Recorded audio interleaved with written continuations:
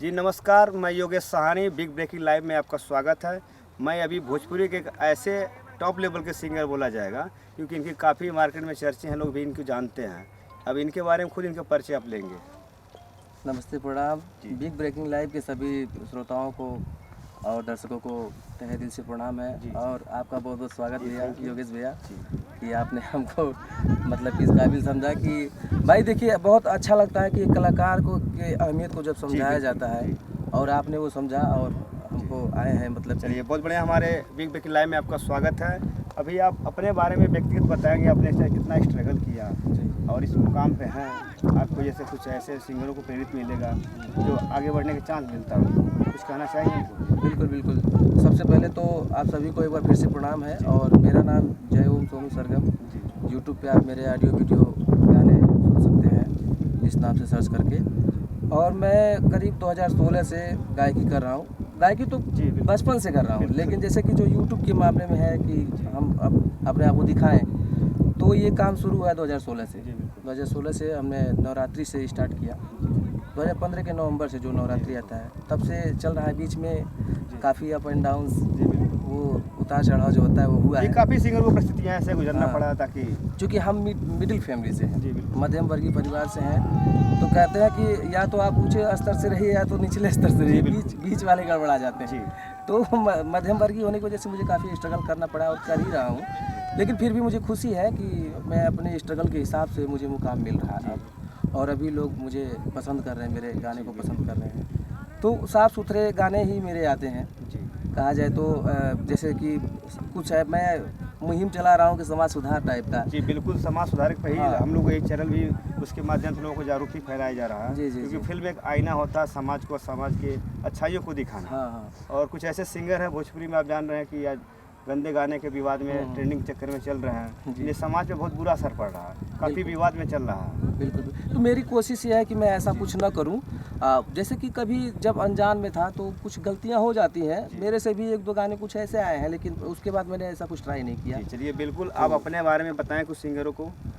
और मैं चाहूँगा कि भाई मैं तो किसी को सिखा नहीं सकता, क्योंकि मैं खुद ही जूनियर कलाकार हूँ। मैं अभी सीख ही रहा हूँ और गा रहा हूँ।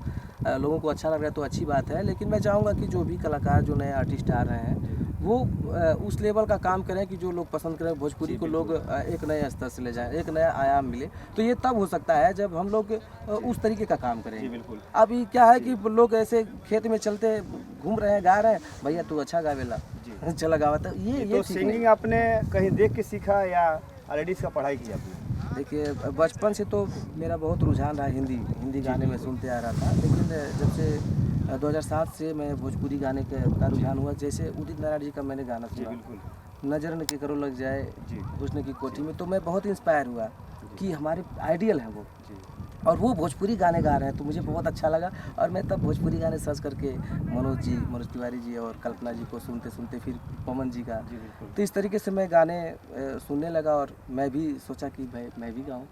तो 2015 के नवंबर से मैंने स्टार्ट किया और गाने कुछ हद तक लोगों ने पसंद भी किया है। जैसे कमियां होती हैं ना कि अभी हम सीख ही रहे हैं, तो अभी बीट बाय बीट जब सीखेंगे तो लोगों को और अच्छा लगेगा। जी, तो ये आपने ये शौक के लिए सीखा या ऐसे ही? जैसे शौक नहीं कह सकते, ये तो फैंटेसी है मेरा। मतलब कि मैं इसके बिना अधूरा हूँ, ऐसा मुझे लगता है।